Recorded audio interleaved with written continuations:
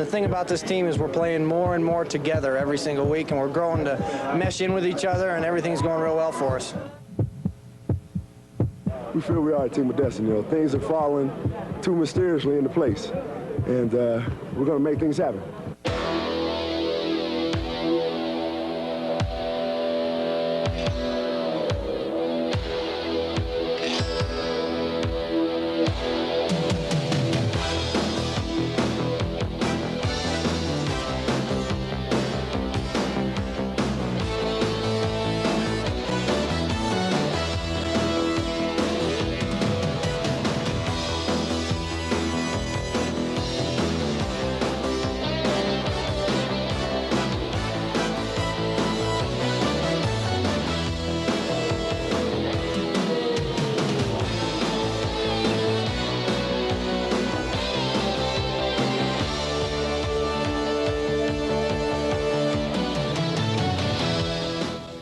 Hello everybody, I'm Mark McIntosh of News 4 Sports. Welcome to a season to remember.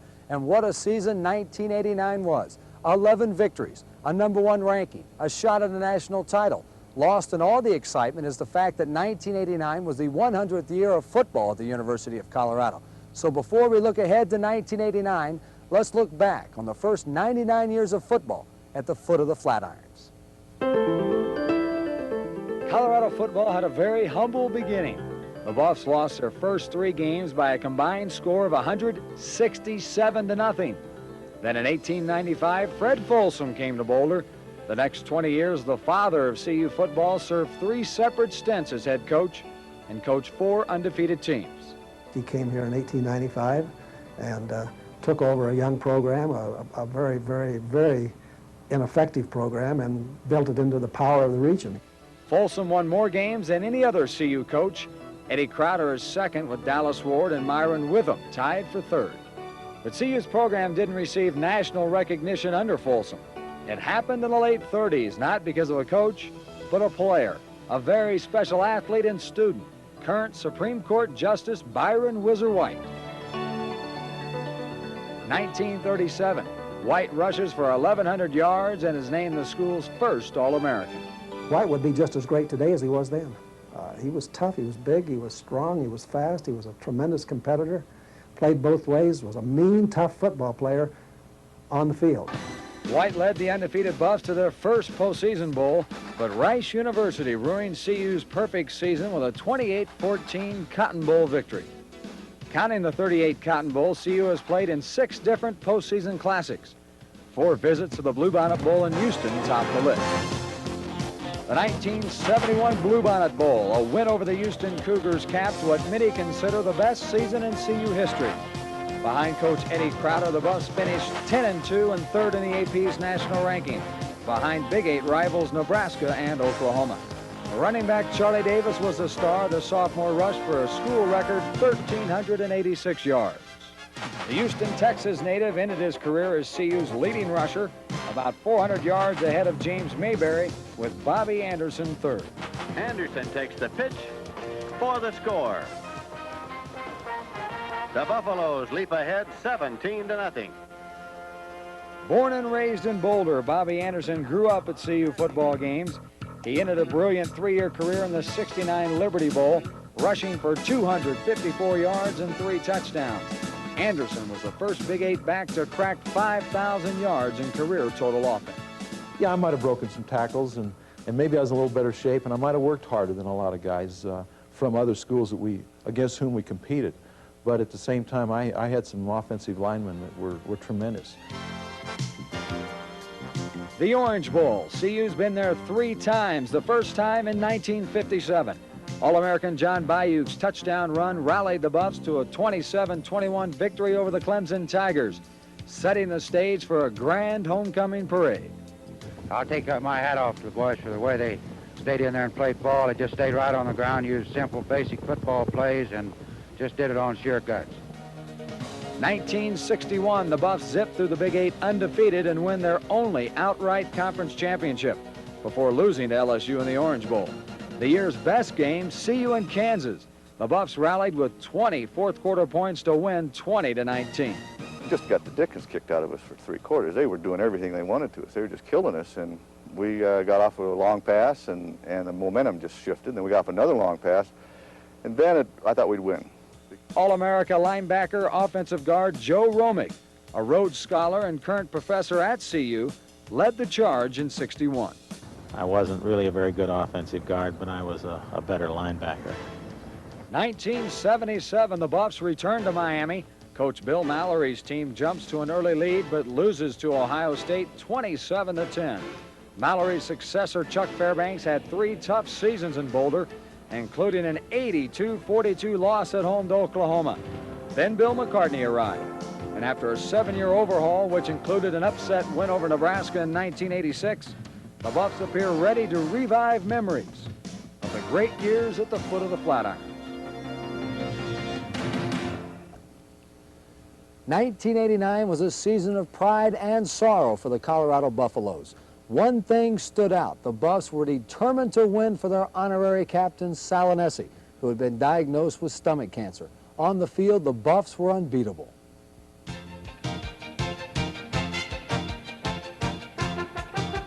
A sellout crowd filled Folsom Field for the Buffs' season opener against the University of Texas. The crowd wasn't even settled in before sophomore quarterback Darian Hagan strutted his stuff. In his first collegiate start, Hagan on the second play from scrimmage scampered 75 yards to the Longhorn 2. 2 plays later, tailback Eric Bieniemy scoots in from the 2, and the Buffs had taken an early 7-0 lead. Later in the first quarter, the Buffs put together another scoring drive. Hagan shows his versatility, using his arm as a lethal weapon, hitting fullback George Hemingway for the 5-yard score. Colorado led 14-0 after 15 minutes of action. The Longhorns converted 2 field goals to close the gap to 14-6. The Buffs needed a big play, and M.J. Nelson delivered.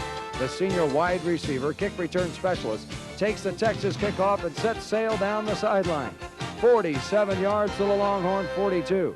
After 2 incompletions, Hagan faced 3rd and 10.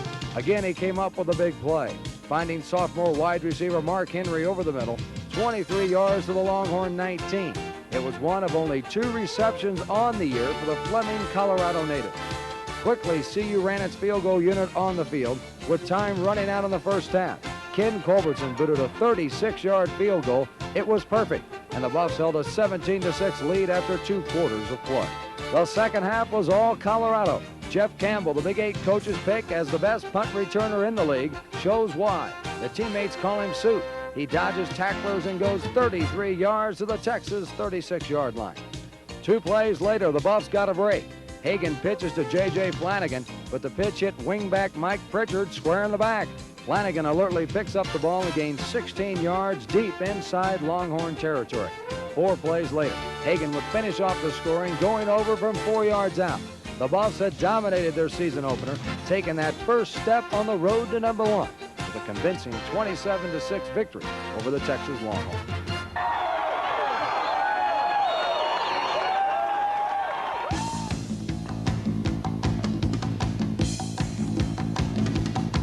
The Buffs had survived a tough season opener. Now they had to bounce back just 5 days later against the Colorado State University Rams and the new head coach, Earl Bruce.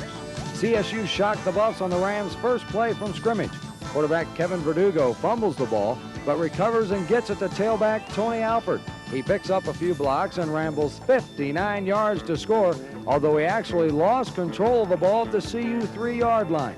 The Fort Collins faithful sensed an upset early as the Rams took a 7-0 lead. But Darian Hagan again would ignite CU fans with his big play magic. Facing a 1st and 25 from the Buffs 29, the sophomore tries the left side and finds plenty of running room.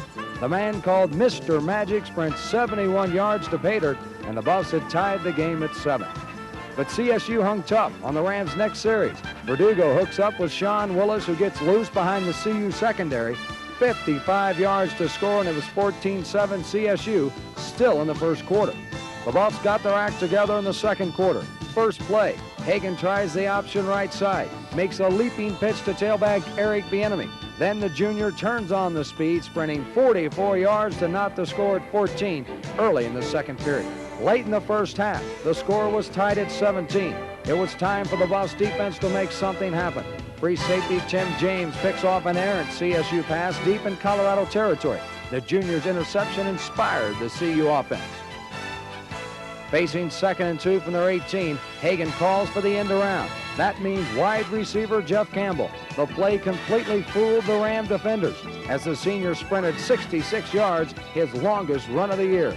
4 plays later, the enemy got his 2nd touchdown of the 2nd quarter, churning his way into the corner of the end zone. The Buffs, after struggling most of the first 30 minutes, had finally taken the lead 24-17. The second half, just like the opener against Texas, belongs strictly to the CU Buffs. 3rd quarter action, senior J.J. Flanagan uses his great speed to zip 14 yards to score.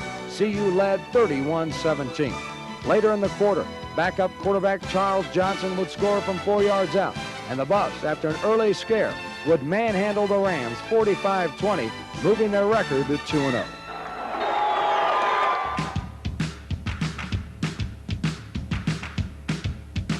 Game 3 of the '89 season brought the Fighting Illini from the University of Illinois into Folsom Field.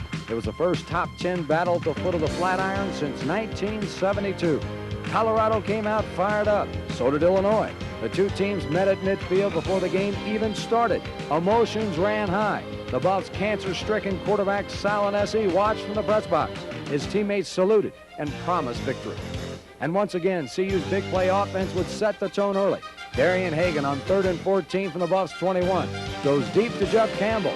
The completion carried Campbell and CU to the Illini 5-yard line. 74-yard gain, the senior's longest reception of the year. 3 plays later, Eric Bieniemy takes CU into the end zone from 1 yard out, and the Buffs had scored first and led 7-0. But Illinois rallied behind its All-American quarterback Jeff George. The Illini marched 80 yards to tie the score. Howard Griffith got the final 2 yards, 7-7 halfway through the first quarter. Then CU exploded before the national television audience. Bieniemy, rolling to his left, throws the halfback pass. The tight spiral hits wide receiver M.J. Nelson perfectly in stride. 48 yards for the score. It was Bieniemy's first completion ever and Nelson's first career touchdown catch. It also gave the Buffs a 14-7 lead. Colorado's big play seemed to shake the Illini. On their next series, George overthrows his intended receiver. CU defensive back David Gibbs is there for the interception, his first career pickoff, and the Buffs were in business at the Illini 38. 2 plays later, J.J. Flanagan blasted through a hole behind some great blocking from the Buffs' offensive line and scampers 45 yards to score. The first quarter had not expired, yet the Buffs were out in front 21-7. The Buffs' talented tailback duet, junior Bieniemy and senior Flanagan, ripped through the Illini defense for second-half scores. Bieniemy would finish with 100 yards rushing and 2 touchdowns. Flanagan gained 98 yards and found the end zone twice. Meanwhile, the CU defense continued its assault on Illini quarterbacks. Linebacker Canavis McGee and freshman defensive tackle Earthquake Elder combined to corral George. The game was over. CU had dominated the nationally ranked Illini, and thanks to the national television audience, the whole country knew it. Sal Inessi watched his final football game from the lower right-hand corner of the CU press box. After the Illinois game, Sal Inessi entered the hospital. He would die a week later. His teammates remembered number 8 at a memorial service. All of us remembered Sal Inessi in a poem read by News 4's Bob Palmer, a CU graduate and a big Buff fan.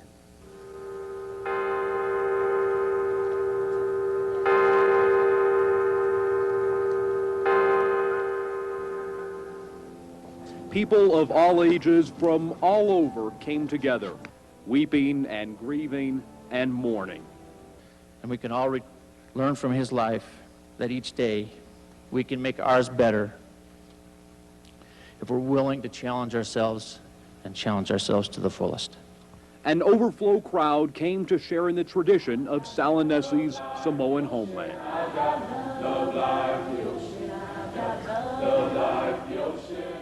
Sal knows of your affection.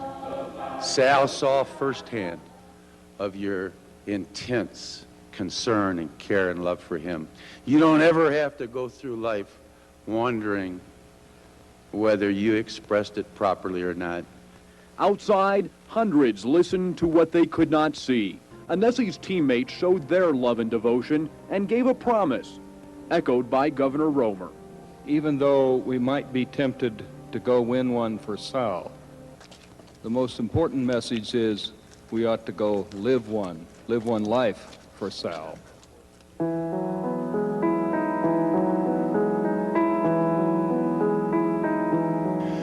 Sal was more than just a quarterback. He was more than just a football player. Sal was a friend. Sal had a way about him that would lift people.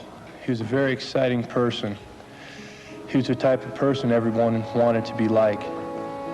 He was the type of person that everybody liked. Sal led this team to many victories, and he led us from many defeats. All Sal had to do was just get in that huddle and just do one simple thing: smile. Sal's smile is something I'll always remember. Sal's smile just lets you know it was time to get down to business. Right now, we're mourning Sal's death. It's very hard for all of us. But now Sal's smiling again, for his battle with cancer is over. Sal won. Sal's up there in heaven right now. Every play he's calling is a touchdown. Now Sal's smiling again, and that lets us know it's time to get back to business. It's time to get back to the bowl game. It's time to get back to chasing our dream of the national championship. This season is now dedicated to Sal. It always has been. He's going to be with us throughout our lives, and he's going to be with us in this season.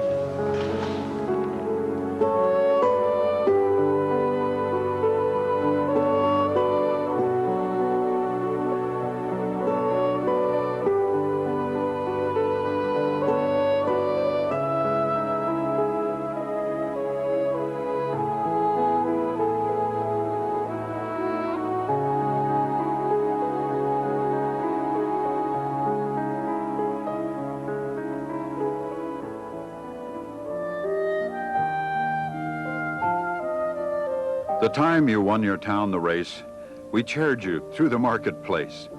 Man and boys stood cheering by, and home we brought you shoulder high. Today, the road all runners come. Shoulder high, we bring you home, and set you at your threshold down, townsman of a stiller town. Smart lad to slip betimes away from fields where glory does not stay. And early though the laurel grows, it withers quicker than the rose. Eyes the shady night has shut, cannot see the record cut. And silence sounds no worse than cheers, after earth has stopped the years.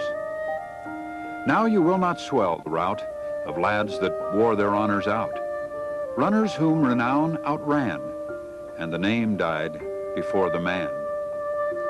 So set before its echoes fade, the fleet foot on the sill of shade, and hold to the low lintel up the still defended challenge cup. And round that early laureled head will flock to gaze the strengthless dead, and find unwithered on its curls the garland briefer than a girl's.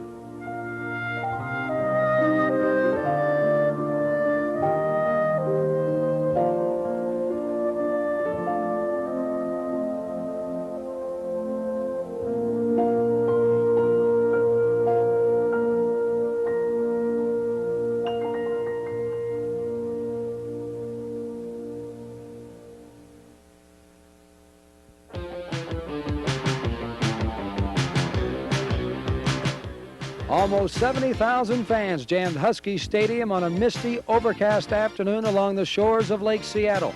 Some were fortunate to get a bird's-eye view of the CU Buffs. What they saw was a great football team, setting its sights higher, to the heavens, and to their leader, Salinesi, and to the national rankings, and a possible climb to the top. Early in the game, fullback George Hemingway ignited a sluggish CU offense. On the Buffs' third series, Hemingway, 3 carries, 33 yards. His fine running set up Eric Bieniemy, who scored the game's first touchdown, and Colorado was off and running, leading 7-3. A Washington field goal made it 7-6 in the second quarter. Then CU showed some razzle-dazzle. Darian Hagan to Jeff Campbell, who pitches to Mike Pritchard, 25 yards combined to the Husky 32-yard line. 4 plays later, Hagan, who Washington coach Don James described as a tailback playing quarterback, scampered 14 yards to the Husky 2-yard line. 2 plays later, Bieniemy leaps to pay dirt.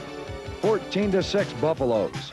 Washington took the football with 1 minute 34 seconds left in the half. Plenty of time to tighten the score before halftime. But CU's defense came up with a big play. Strong safety Bruce Young read quarterback Kerry Conklin's eyes and steps in front of the Husky receiver. CU was in business at the Washington 45-yard line.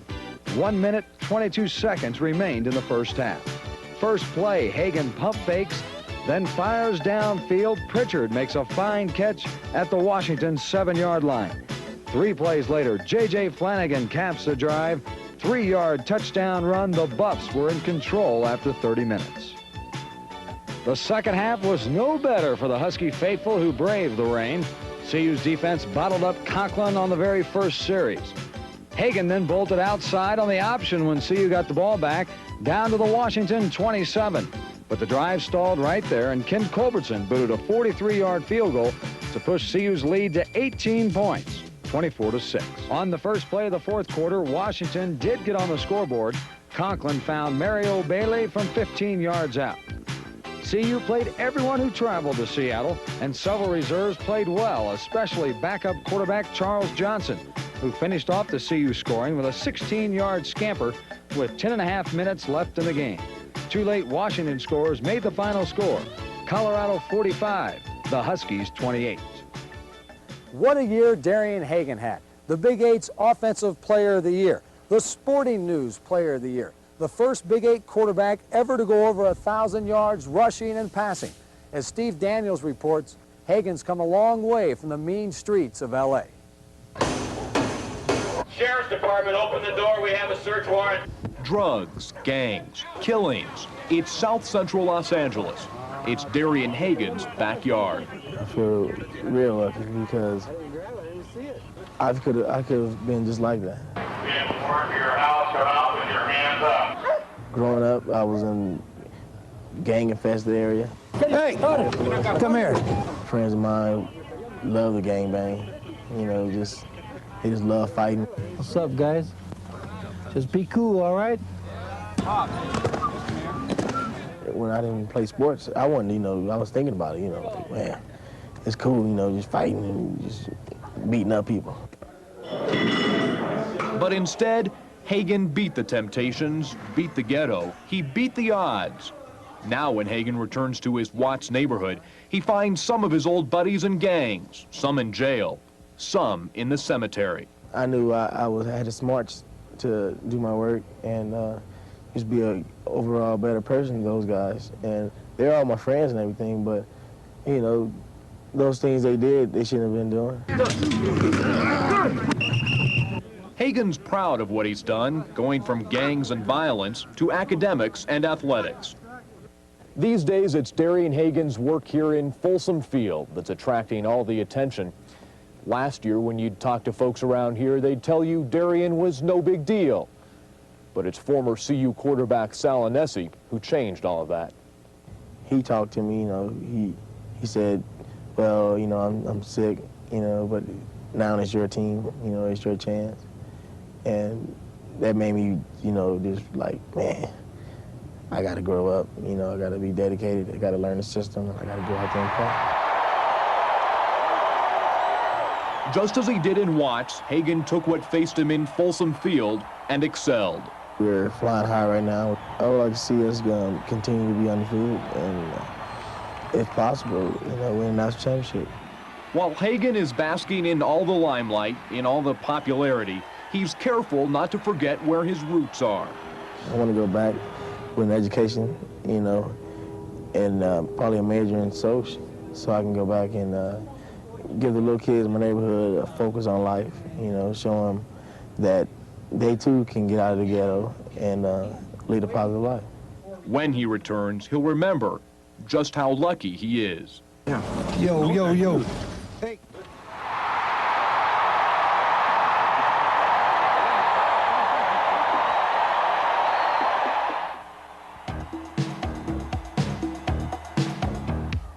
A beautiful sunny fall afternoon welcomed the Buffs back to Folsom Field. Everyone wondered how CU would bounce back after such an emotional win over the Washington Huskies.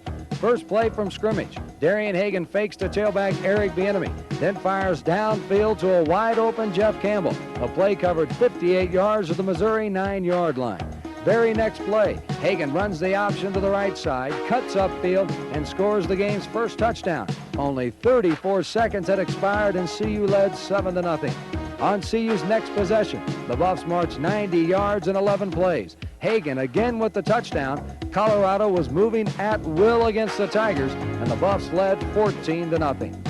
CU's scoring spree continued unabated in the second quarter. Fullback George Hemingway caps an 80-yard drive that took 8 plays, covering the final 4 yards, 28-0 Colorado.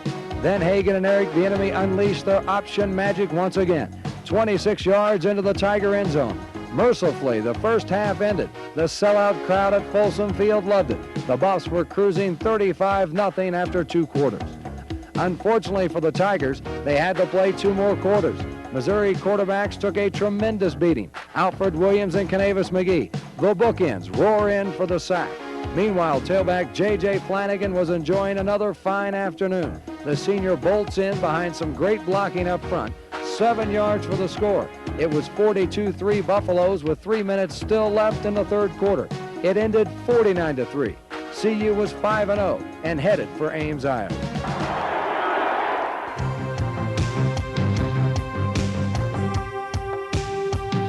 After trouncing the Missouri Tigers, the Buffs took their undefeated act on the road to Ames, Iowa. The Iowa State Cyclones stood between CU and its 6th consecutive win.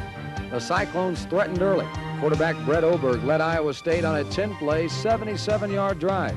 Fullback Ron Wilkinson finished the march going 3 yards, and Iowa State led briefly 7-3 in the first quarter. A botched Iowa State onside kick gave CU great field position, and Darian Hagan wasted little time taking advantage.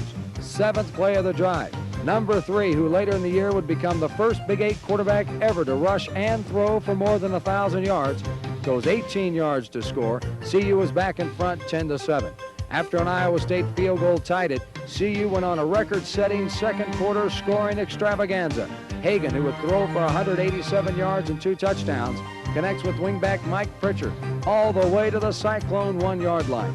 Next play, Hagan to Pritchard again. Great diving catch from the junior out of Las Vegas, and the Buffs led 17-10. While the CU offense was kicking into high gear, the Buffs defense was grinding the Cyclone attack to a halt. CU got the ball back and got into the end zone very quickly. Hagan goes 12 yards for the score, 24-10 Colorado. On the Cyclones' next possession, free safety Tim James makes the interception of the year. A great leaping grab. His return set up CU once again. It took just 3 plays. Hagan finds Pritchard again open behind the Iowa State secondary. 39 yards to score. 31-10, the Buffs had taken the lead. On the following kickoff, the Cyclones' Paul Thibodeau fumbles after a hit from Mike Motley. Special teams standout Paul Rose makes the recovery, and the Buffs were on the verge of blowing the game wide open. And J.J. Flanagan did just that, scampering 23 yards to score. The Buffs had taken the wind out of the Cyclones, leading 38-10. And remember, the game was tied at 10 after the first quarter. The Buffs capped off their 35-point second quarter, a new school record, when Hagan lobbed a pitch to Flanagan, who walked in untouched. CU was in total control, leading 45-10 at intermission. The glorious second quarter did have one sour moment. Tailback Eric Bieniemy, after breaking loose on a nice run, broke his right leg when tackled. Scooter would not return to full-time duty until the Orange Bowl contest with the Fighting Irish of Notre Dame. The second half was time for CU reserves to see some action. Matt Bell, a redshirt freshman from Thomas Jefferson High School in Denver, scores the Buffs' final points. Colorado ruined Iowa State's homecoming, blowing away the Cyclones 52-17. The end zone at Folsom Field. Eric Bieniemy and J.J. Flanagan spent a lot of time here this year. Before Bieniemy broke his leg in the Iowa State game, the two were competing fiercely for playing time at tailback. Despite that fierce competition, the players' friendship is rock solid, on and off the field. This is Flanagan right up the middle. Big hole for J.J. He's got one man to beat. Flanagan Big hole for J.J. He will score. J.J. touchdown.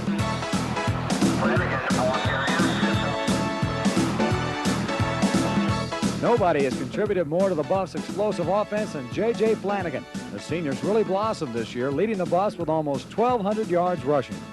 I just told myself that I had to make some changes, and I think I made the change I had to make. I made the sacrifice I had to make, and I think with the record we have now and the things I've accomplished on the field, that it's all starting to pay off. Flanagan spent most of last year on the bench, watching Eric Bieniemy. Scooter would finish the season with more than 1,200 yards rushing and earn all Big 8 honors. Flanagan did a lot of sitting, yet learned plenty. If you know Eric and just being around Eric, Eric makes you a better player, no matter what position you play. If everyone can watch Eric Bieniemy and say, if I can just work that much harder at my position, I'll be a better player. I think somebody paid him for that, because he never told me that. These young men from Southern California have a unique relationship. Competitors on the field, battling at the same position for playing time, yet their friendship is rock solid. We can sit down in the film and talk about each other and criticize each other. But the thing about it is constructive criticism, because we'll joke about it, and plus we'll get serious about it. The reason why we do that is because we want to make one another better, and that's, I think what friends are for. The enemy is still not 100% after breaking his leg against Iowa State. Flanagan has stepped in and performed brilliantly, including a career-high 246 yards against Kansas State in the season finale. And nobody's happier about J.J.'s success than Bieniemy. A lot of people thought I would be upset about that. I'm not upset about anything because of the fact Jay is getting the job done. And when you have a running back that can come off the bench and do the things that he's been doing, it takes a load off. It takes all the pressure off, because I think last year we were kind of one-dimensional. The Buffs have ridden an emotional roller coaster the past year. The highs of 11 glorious victories. The lows of watching teammate Salinesi die of cancer. Life's often cruel twists and turns have touched this team and drawn Flanagan and Bieniemy closer together. And when I score, he's always the first one there. I think if we can keep that, we'll be friends forever.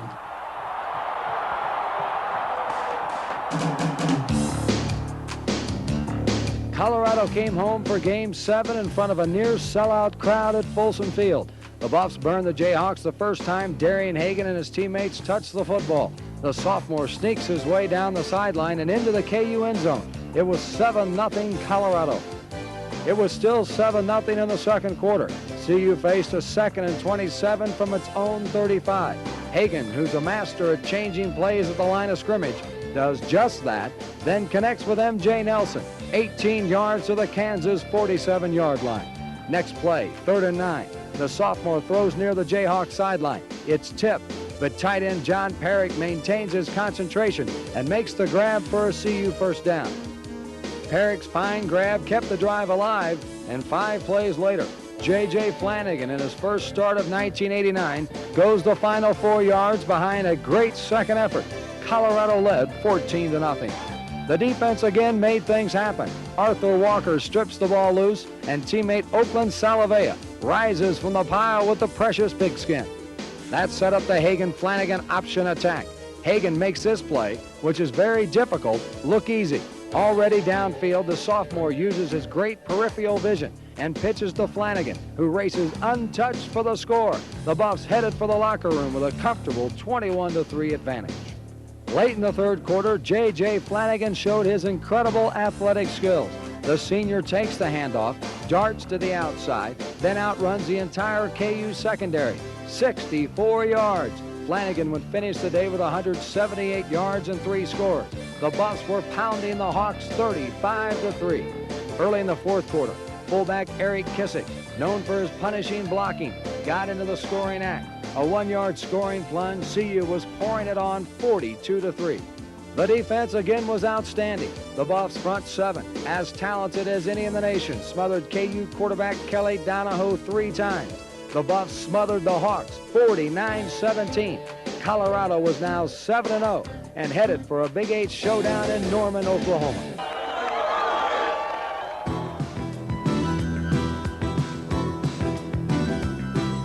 More than 4,000 Buff fans followed CU into Sooner Country. It was time for the Buffs to show Oklahoma that indeed things have changed. On the Buffs' first possession, they didn't convert a first down, but All-American punter Tom Ruin proved his worth, rooming a 59-yarder to pin the Sooners deep inside their own territory. Early in the game, this was a defensive tug-of-war. Arthur Walker was absolutely sensational. The senior from Houston nails Ike Lewis. The game was scoreless after 15 minutes. CU then put together an 11-play drive that ran out of gas at the Sooner 13. Place kicker Ken Culbertson came on and booted the Buffs into the lead with a 30-yard field goal. 5:13 remained before halftime, and CU led 3-0. Then it was time for Alfred Williams' big hit. The junior All-American almost rips quarterback Tink Collins' head off. The Sooners were again denied a first down. After OU's fifth punt, Hagan again broke loose on the option. The 185-pound sophomore sprints 40 yards to the Oklahoma 13. 4 plays later, the play that made every highlight reel in America. Hagan pitches the ball over the head of 2 Sooners right into J.J. Flanagan's waiting arms. The Buffs had silenced the Sooner faithful in Norman with a 10-0 halftime lead. Oklahoma drove downfield to start the second half, but on 4th and 1 at the CU 24, linebacker Michael Jones, number 59, makes the big play on the new Sooner quarterback Steve Collins. Later in the quarter, Oklahoma did kick a field goal to make it 10-3. Mike Pritchard took the following kickoff, picked up some great blocks along the CU sideline, and sprinted 44 yards to midfield. The nation's best kickoff return team had switched the momentum back in CU's favor. Any chance Oklahoma had of a comeback ended when wide receiver Arthur Guess fumbled deep in Sooner territory. Guess who recovered? None other than Arthur Walker. 3 plays after Walker's recovery, Hagan put the final points on the board, ironically with an 8-yard touchdown run for the Buffs' 8th victory of the year, a special victory for number 8, the late Salinesi, and for Coach Bill McCartney, his first win ever over the Sooners in 8 tries. Colorado 20, Oklahoma 3. In 1989, the Colorado Buffaloes set a new school record for rushing yardage. You got to give credit to the big guys up front who consistently knocked opponents into the Folsom Field artificial turf. One of those big guys up front was senior Darren Muhlenberg, a product of Lakewood High School here in Denver. Peter Rogat reports that Muhlenberg has a knack of playing for championship teams. Don't tell Lakewood fans how cold it was on that November day 4 years ago in Folsom Stadium. All they remember is how hot their Tigers were, upsetting Cherry Creek to win the Colorado 4A championship. Their big lineman, number 75, Darren Muhlenberg, remembers as if it were yesterday. It was a feeling that you can't describe. I mean, you have to just experience it yourself. Darren Muhlenberg has a lifetime of football in his 21 years, all of it here at home in Colorado. He's the one who chose CU over other national powers. I took a trip to Pittsburgh, and I went to Arizona State and Arizona, and then my last trip was to CU. The rest speaks for itself. Number 63 has been a 4-year starter on the offensive line. Muhlenberg shares the joy of success with his teammates. But when pressed, he admits it's something special, performing for the people who watched him grow up. It's hard to explain. I mean, great pride because you're from Colorado, and then to play here, you just feel a sense of a need to play for the university here, and it's great. I mean, I'm glad I came here, and I wouldn't change it for the world if I had to do it over again. That feeling of being on top of the world has come full circle. The same stadium where he helped win a state championship as a teenager, 4 years later, is the scene of numerous triumphs on the path to new heights. The sheer wonder of it all is not lost on Darren Muhlenberg. I'm one of the lucky ones because I get to play for the high school championship. Now I get to play for the national championship in Miami. Never had there been a bigger game in Boulder. The second-rated Colorado Buffaloes and the third-rated Nebraska Cornhuskers. The winner takes a big step toward the Big 8 championship and a shot at the national championship New Year's night at the Orange Bowl. The Folsom Field faithful were whipped into an incredible frenzy more than an hour before kickoff. The game lived up to its pregame hype. CU took the opening kickoff. On 3rd down, quarterback Darian Hagan threw for wingback Mike Pritchard, but Husker defensive back Tyrone Bird stepped in front for the interception. The first break went Nebraska's way. On the Huskers' first play following the interception, quarterback Jerry Godowski throws a simple flat pass to fullback Brian Carpenter.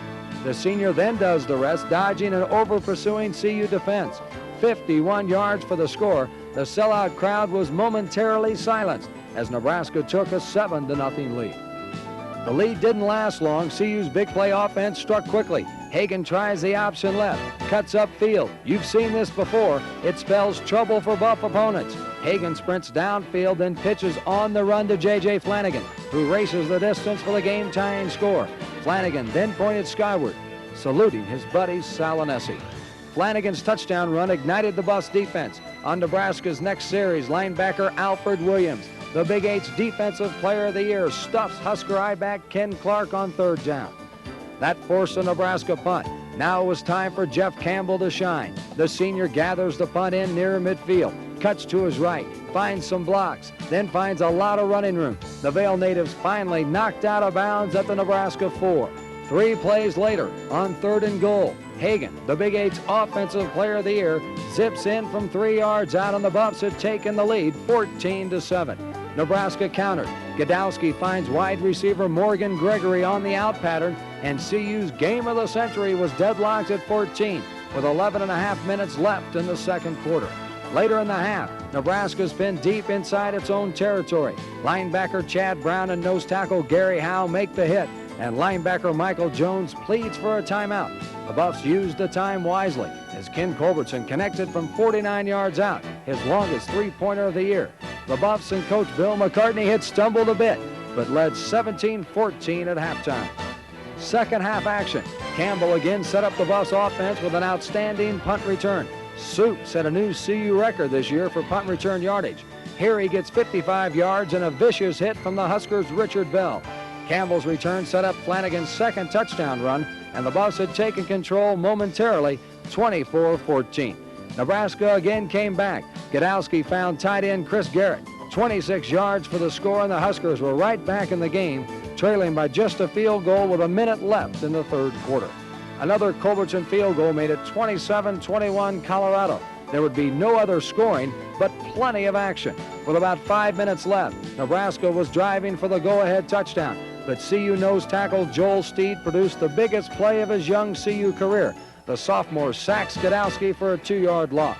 Next play on 4th and 6. The Huskers signal caller threw into the right flat.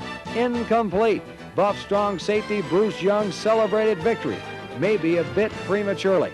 CU did nothing with the ball, and All-American punter Tom Bruin was forced to kick the ball away. What a punt the Littleton native delivered. 63 yards, pinning the Nebraska Cornhuskers at their 11-yard line. Nebraska mounted one last drive, but on the game's final play, Godowski's Hail Mary pass was batted down by Dave McClellan. The Buffs had beaten Nebraska 27-21, had taken a big step toward their first outright Big 8 championship since 1961. Victory has never been sweeter in Boulder.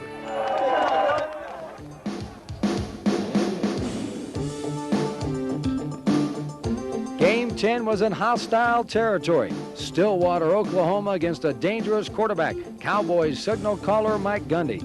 Gundy struck early in the second quarter. The senior found wide receiver Curtis Mayfield, who busted loose and scooted 53 yards for the touchdown. It was 10-0 Cowboys, and the Lewis Field crowd sensed an Oklahoma State upset. But CU now had the wind at its back. Plus, the Buffs had the Big 8's best quarterback, Darian Hagan, and he quickly brought CU back. On 3rd and 5 from the Buff 30, the Los Angeles native fires a strike to Jeff Campbell. First down at the Colorado 48. 2 plays later, the duet hooked up again, this time down the middle for 38 yards to the Cowboys' 9-yard line.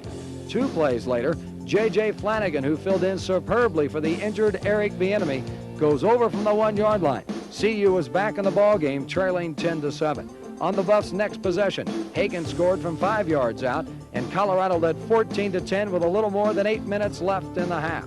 CU's defense took control of the game in the second quarter. Alfred Williams, who led the Big 8 in sacks with 10.5, lassos Gundy. The sack man's sack led to another Cowboy punt, which led to another CU score and the catch of the year. Hagan back to throw, fires down the right side to M.J. Nelson.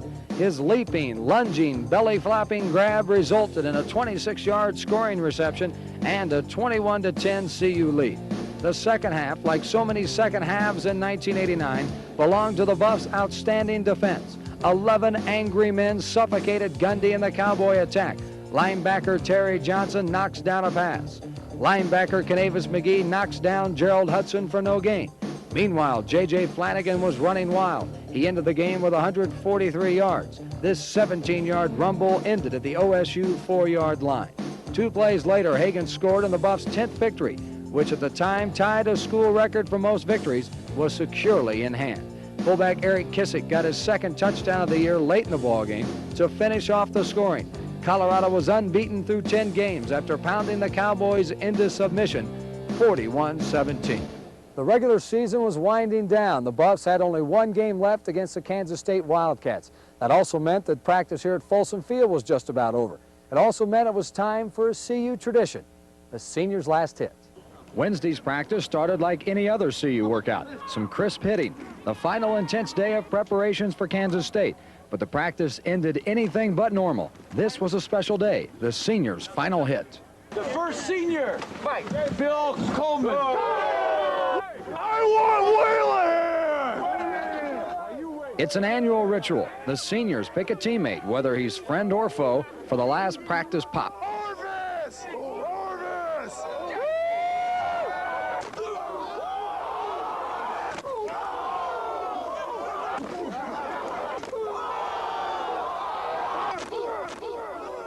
Art Walker, 280 pounds, stooped to new depths, picking on quarterback Charles Johnson, maybe 160 pounds dripping wet. Hurt that man. Hurt that man. Coleman switched partners and combined with junior Neil Schlesner for an all-star wrestling showcase. Tell you what, Mark, that was real what you saw out there. All the Coleman maniacs out there know I'm for real. No Schlesner fools, they had no idea I was for real. You saw him go down. Schlesner, your days are finished. Captain Coleman, victorious again. The Buffs went on the road one more time in Manhattan, Kansas against the Kansas State Wildcats, looking for a school record 11th victory, looking to lock up their first outright Big 8 championship in 28 years, looking to secure a spot in the Orange Bowl New Year's night. On the first play from scrimmage, Buff tailback J.J. Flanagan rips off a 57-yard gain all the way to the Wildcat 2-yard line. The senior came into the ball game needing 59 yards to reach 1,000. He was just 2 yards away. He got his yards and a touchdown on the very next play, and the Buffs were off and running 7-0. K-State tried some fancy stuff on its first series, but freshman redshirt Doug Atkins was not fooled. The New Jersey native comes up with his first career CU interception. The Buffs drove back downfield behind Hagan. The sophomore scatback would later score in the 11-play, 73-yard drive to make it 14-0 Buffs with only 4.5 minutes gone in the game. CU's defense totally dominated the Wildcats. K-State couldn't manage a first down the entire first half. Defensive tackle Arthur Walker, an all Big 8 selection, gets one of CU's 6 sacks on the afternoon. In the second quarter, Hagan zigged and zagged his way 30 yards to pay dirt. The sophomore was moving in on a magical mark, 1,000 yards rushing and passing. It was 24-0 Colorado. Flanagan scored one more time before halftime. His 3-yard touchdown run capped a 12-play, 51-yard drive. CU led 31-0 after 30 minutes. The only suspense left was whether or not Hagan could get the necessary yards to go over the 1,000-yard mark in rushing and passing. In the third quarter, Mr. Magic got his 1,000 passing on a completion over the middle to Jeff Campbell. Next play, Flanagan bolted up the middle, 32 yards for the score. The senior from Los Angeles would end the game with a career-high 246 yards. The Buffs were comfortably in front, 38-8. Later in the third quarter, Hagan got his 1,000 rushing. It came on a 14-yard scamper around right in, the first Big 8 quarterback ever to top the 1,000 mark. By then, the outcome was long decided. CU romped 59-11, touching off a wild Orange Bowl celebration in the Buff locker room.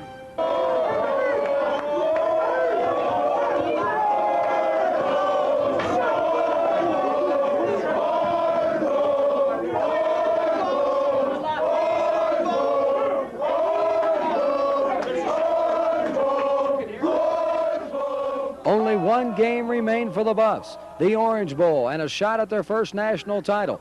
CU began preparations in cold and snowy Boulder. The Buffs also began preparations for their clash with the Notre Dame Fighting Irish as the nation's #1 team.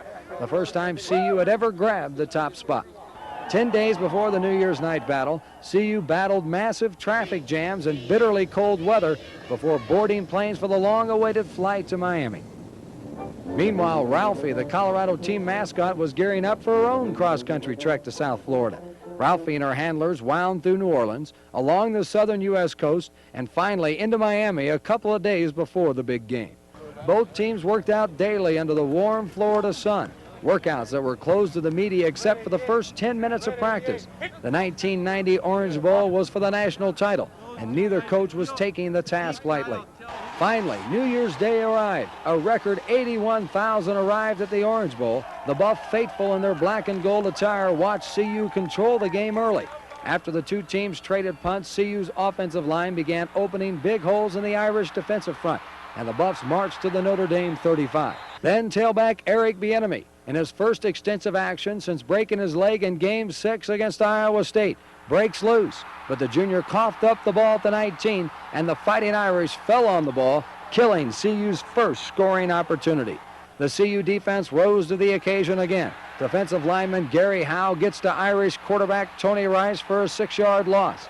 Buff fans sensed it was just a matter of time before CU took control. On Colorado's next series, the Buffs went to the air. First, Darian Hagan, the Sporting News Player of the Year, found tight end John Perrick for 16 yards and a first down. Later in the drive, Hagan goes to fullback Eric Kissick for another 28 to the Notre Dame 28. Again, the Buffs were in scoring position, but the drive stalled, and Ken Culbertson, who hit on 13 of 17 field goals during the regular season, came on for a 23-yard attempt. The senior's kick went wide left, and the Buffs, for the second time in the first half, came away frustrated. CU's defense again stifled the Irish offense, and Notre Dame was forced to punt. The Buffs again marched into Notre Dame territory. Hagan, who had rushed for 106 yards, gets 19 of them on a cross-field journey that ended at the Irish 13. 2 plays later, Bieniemy scrambled down to the 1-yard line. The Buffs could sense their frustration about to end. First and goal at the Notre Dame 1. On first down, Bieniemy went over the top. Officials say the junior did not score. Television replays would suggest a different story. Still, Colorado had 3 shots from the 1-inch line. On second down, Hagan tried the quarterback sneak, but the Irish stonewalled the sophomore's attempt to find the end zone. Then on third down, the Buffs decided to go outside with the option. Notre Dame was waiting for Hagan, whose errant pitch goes out of bounds at the Irish 2-yard line. Now it was fourth and goal from the 2. Coach Bill McCartney trotted out his field goal unit, but CU wasn't settling for a field goal. Holder Jeff Campbell leaped to his feet and looked to pass. However, the senior could not find a receiver and made a mad dash for the end zone. His diving attempt ended 1 yard short. From first and goal at the 1 to nothing, the Buffs again let a precious scoring opportunity slip away. Notre Dame's miraculous defensive stand inspired the Irish offense. It drove from the Notre Dame 1 to the Buffs' 10-yard line. There, with time running out in the first half, Colorado's Greg Thomas, a backup defensive back, blocked the Irish field goal attempt. 2 of the nation's top teams had slugged it out for 30 minutes, and the game was still scoreless. Notre Dame took the second half kickoff. On 3rd and 11 from his own 30, quarterback Tony Rice found time and found his receiver Tony Smith for 27 yards and a first down at the CU 43. Then fullback Anthony Johnson broke loose up the middle. The Irish captain rumbled 29 yards to the CU 11. 2 plays later, Johnson capped a 7-play, 69-yard scoring drive from the 2-yard line, and the Irish led 7-0. On CU's next series, Hagan faced 3rd and 10 at the Buffs' 33. He tried a pass over the middle to tight end John Perrick. Irish linebacker Ned Bolcard tips the ball, then intercepts the pass on the rebound. Notre Dame was in business at Colorado's 46-yard line. 7 plays later, Rocket Ismail, who would rush for a game-high 108 yards, scampered 35 yards on the reverse. 3.5 minutes were left in the third quarter, and the Irish led 14-0. On the final play of the third quarter, the Buffs' frustration finally ended. Hagan slithered down the CU sideline, cut back into the middle of the field, and scores 39 yards on the scoring run, but the extra point hit the upright, and CU still trailed 14-6 as the fourth quarter began. The 2 teams exchanged punts, then the Irish engineered an 82-yard, 17-play drive, consuming almost 9 minutes of precious time. It also consumed any chance the Buffs had of winning the game, of winning a national championship, and of bringing home the Orange Bowl trophy they had promised their late leader, Salinesi. Anthony Johnson's second touchdown run with a minute and a half left made it 21-6, and that's how it ended. CU's dream season ended, but afterward, Colorado's players were down but not out. The Buffs know 1989 is just the start of great things in Boulder. The Buffs will be back. We'll see you in Miami again, probably next year. This season of incredible excitement and overwhelming sorrow is now over. Things have indeed changed in Boulder. The Buffs are a recognized national power. Many expect this team to be a preseason pick for #1 in the country next year. And as CU enters its second century of football, this season, 1989, will forever remain truly in everyone's hearts and souls a season to remember.